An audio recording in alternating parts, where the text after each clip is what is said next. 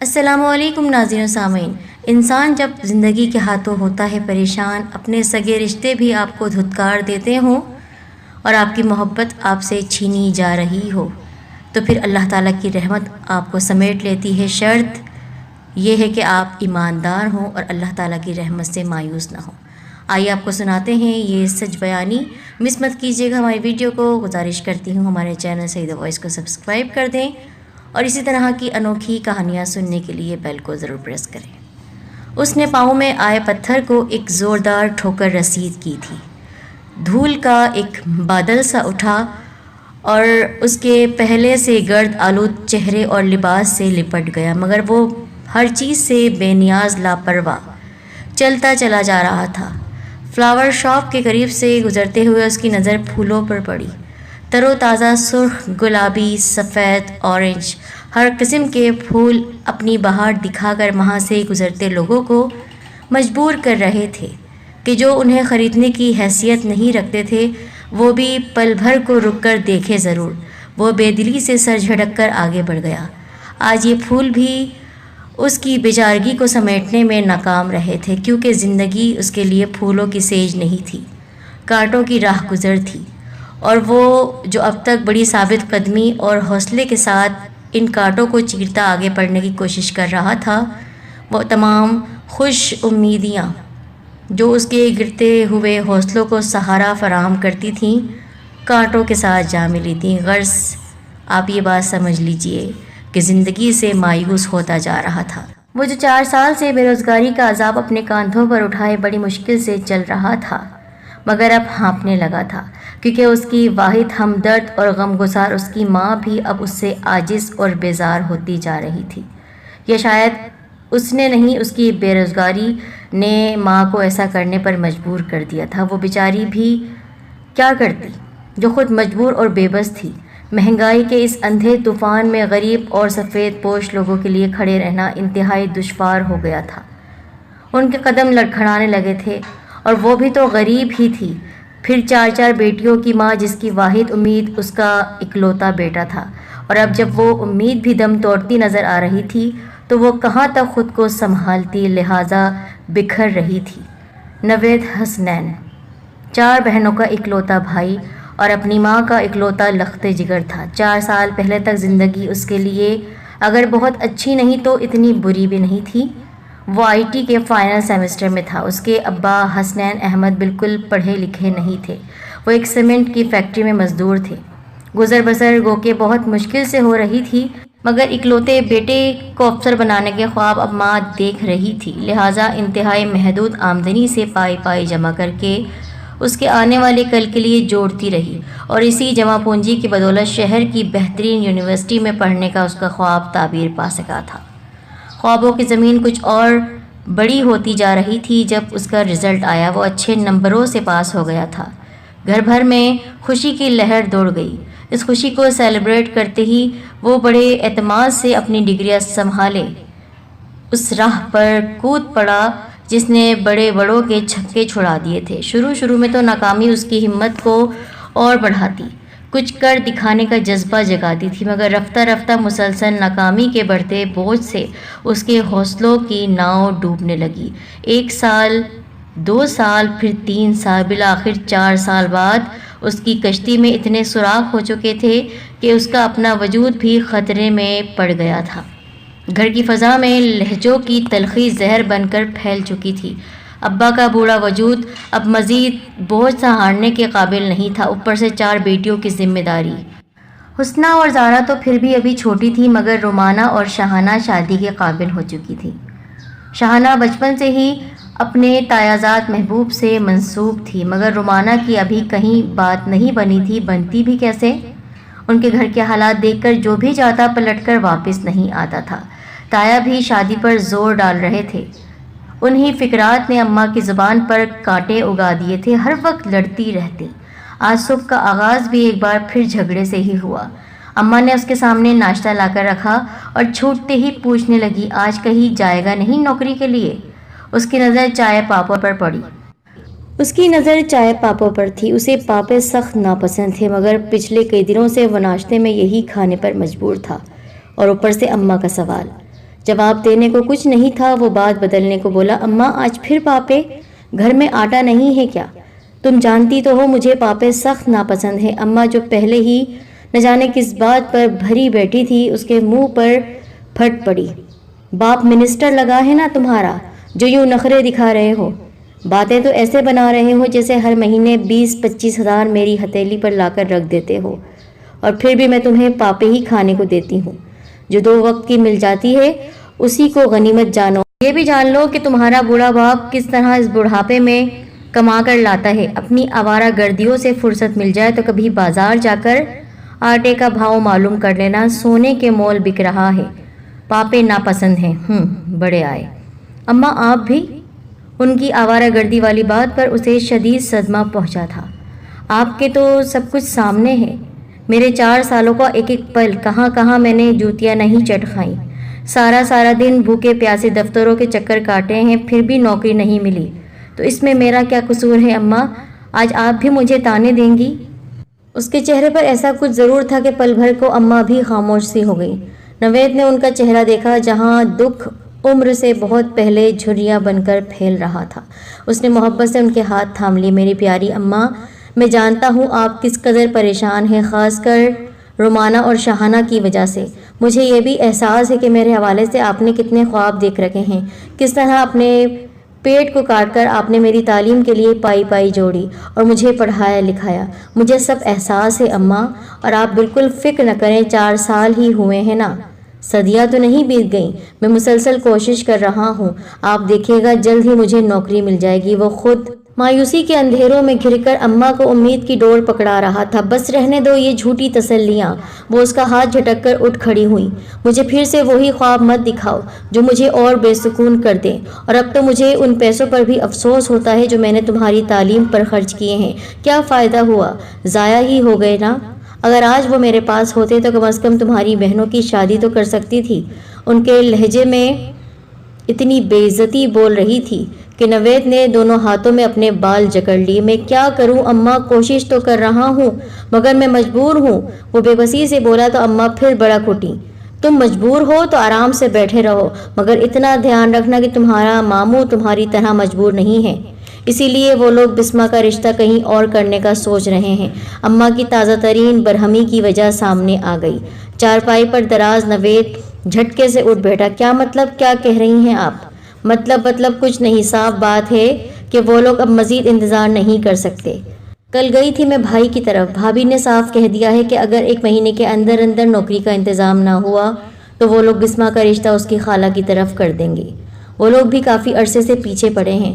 تمہاری ممانی جان کا تو شروع سے ہی ادھر ہی دھیان تھا، مگر غیاث بھائی نے سب کو چھوڑ کر بسما ہمیں دے دی تھی۔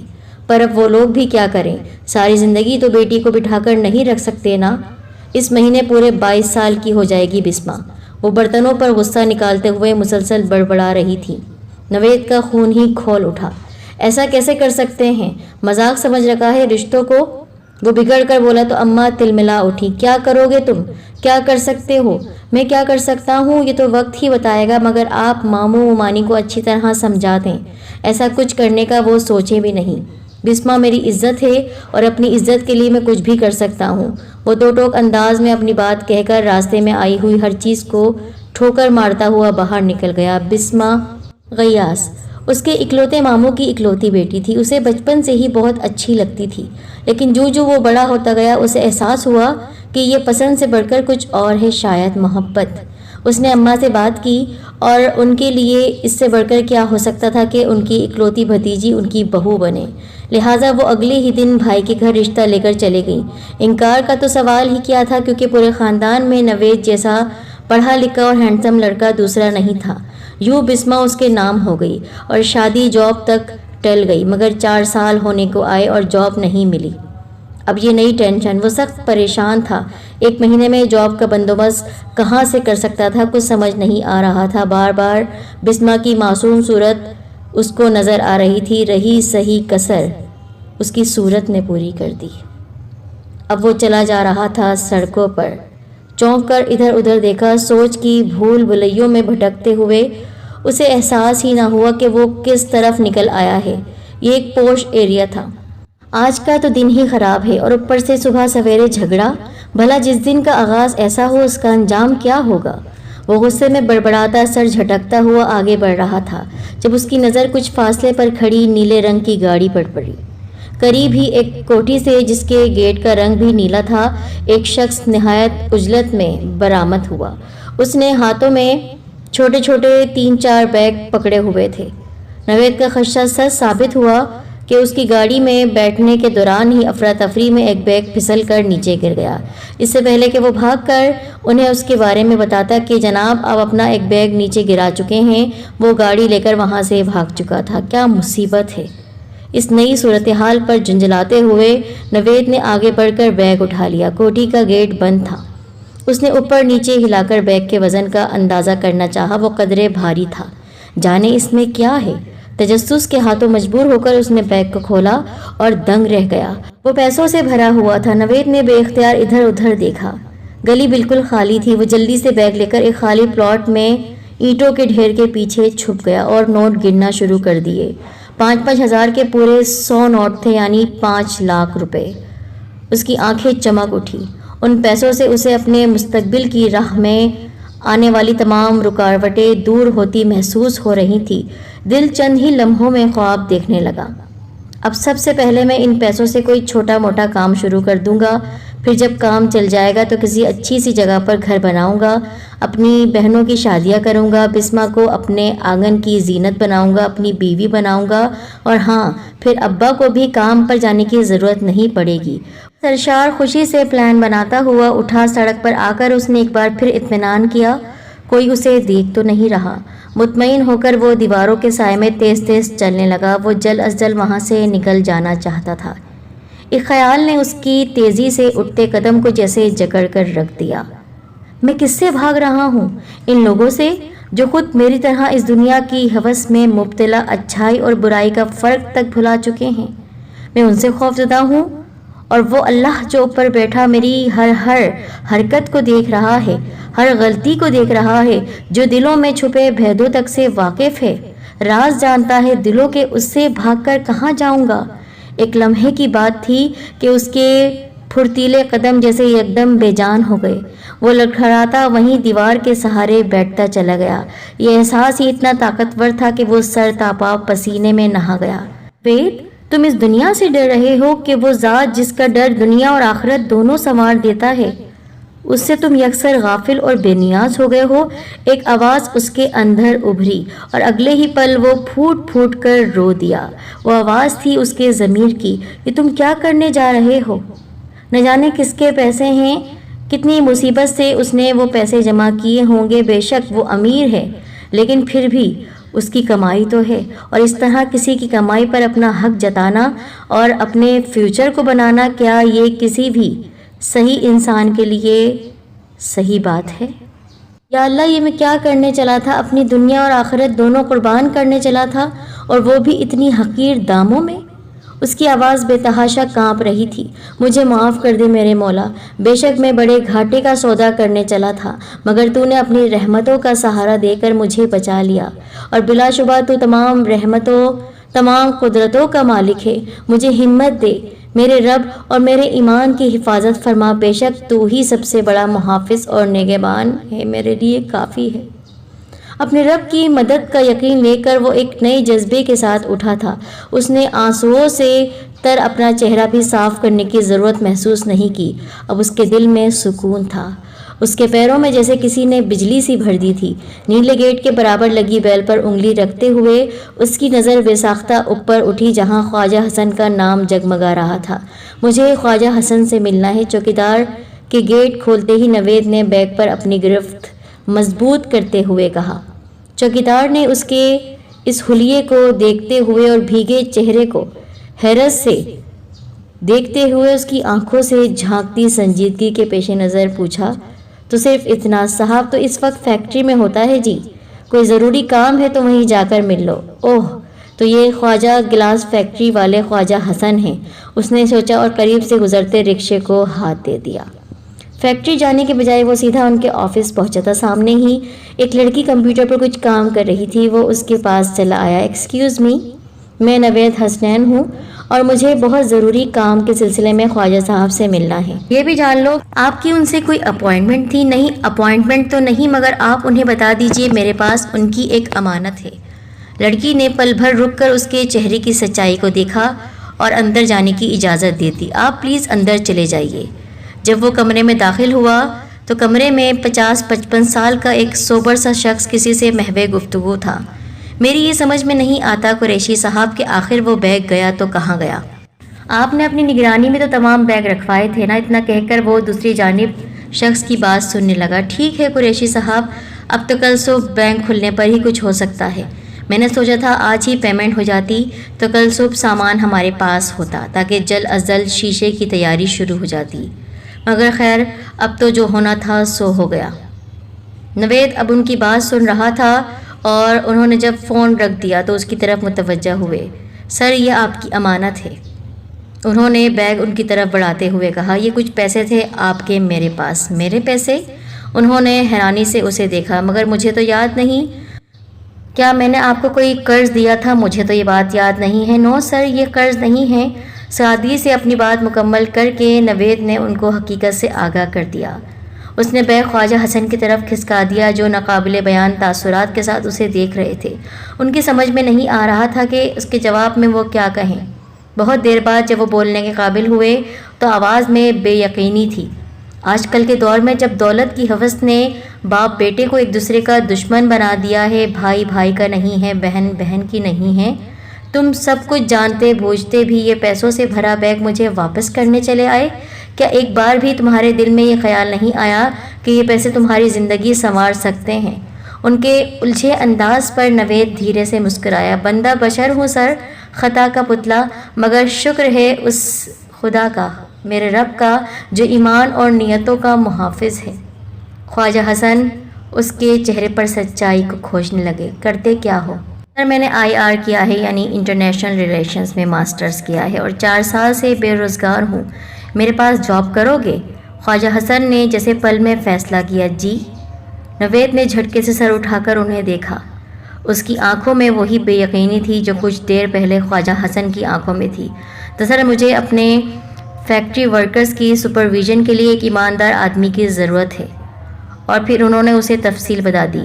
ایماندار کا خصوصی لفظ میں نے اس لیے استعمال کیا ہے کیونکہ میرا پرانا سپروائزر کچھ ہی دن قبل میرے 5 سالہ نمک کو حرام کرتے ہوئے مجھے دغا دے کر فرار ہو چکا ہے، لہٰذا نئی امپلائی کے لیے سلیکشن میں مجھے بہت زیادہ محتاط رہنا تھا اور تم سے بہتر شخص میں اس سیٹ پر نہیں دیکھ سکتا ہوں، کیونکہ جو انسان ایک اجنبی کے مال کے لیے اتنا پوزیسو ہو، اتنا پازیٹیو ہو، وہ اپنے مالک کے لیے کتنا خلوص رکھتا ہوگا، اپنے دل میں کتنا وفادار ہوگا۔ کیا تم اس نوکری پر رضامندی ظاہر کرتے ہو؟ یس سر۔ دین کانگریچولیشنز ینگ مین، آج سے تم خواجہ گلاس فیکٹری کا حصہ ہو۔ کل صبح ٹھیک 9 بجے آفس آ جانا، اسٹاف سے تمہارا تعارف بھی ہو جائے گا اور باقی معاملات بھی طے کر لیں گے۔ نوید سے ہاتھ ملاتے ہوئے وہ بولے تھے۔ بہت بہت شکریہ سر، بڑی مہربانی۔ جو ذمہ داری آپ نے مجھے سونپی ہے، میں آپ کو یقین دلاتا ہوں کہ آپ مجھے اپنی امیدوں سے بڑھ کر پائیں گے۔ Again thank you sir. خوشی سے بے قابو ہوتی اس کی آواز نے خواجہ حسن کے چہرے پر مسکراہٹ بکھیر دی۔ وہ ان سے مصافحہ کرتا ہوا باہر آ گیا۔ اس کے وہم و گمان میں بھی نہیں تھا کہ وہ نوید حسنین جو صبح کے آغاز پر اپنی 4 سالہ بے روزگاری سے تنگ اپنی ماں سے لڑ کر گھر سے نکلا تھا، اسی دن کے اختتام پر شہر کی سب سے بڑی فیکٹری کا سپروائزر بن چکا ہوگا۔ اس نے بے حد محبت سے آسمان کی وسعتوں کے پار اس ہستی کامل کو دیکھا جس نے ایک صحیح قدم کے بدلے اس کا خالی کشکول اپنی رحمتوں سے بھر دیا تھا۔ اب واپسی کا سفر اس کے لیے ہرگز دشوار نہیں تھا کیونکہ اس کی نگاہوں میں اس کی ماں کا خوشی سے چمکتا ہوا چہرہ تھا، اس کے باپ کی فخر سے تنی ہوئی گردن تھی، اس کی بہنوں کی نئی زندگیوں کی خوشیاں تھیں اور بسمہ، ہاں بسمہ کی محبت سے بھری ہوئی آنکھیں تھیں جنہیں اب اس کا نصیب بننے سے کوئی نہیں روک سکتا تھا اور اس کی محبت کو کوئی اس سے چھین نہیں سکتا۔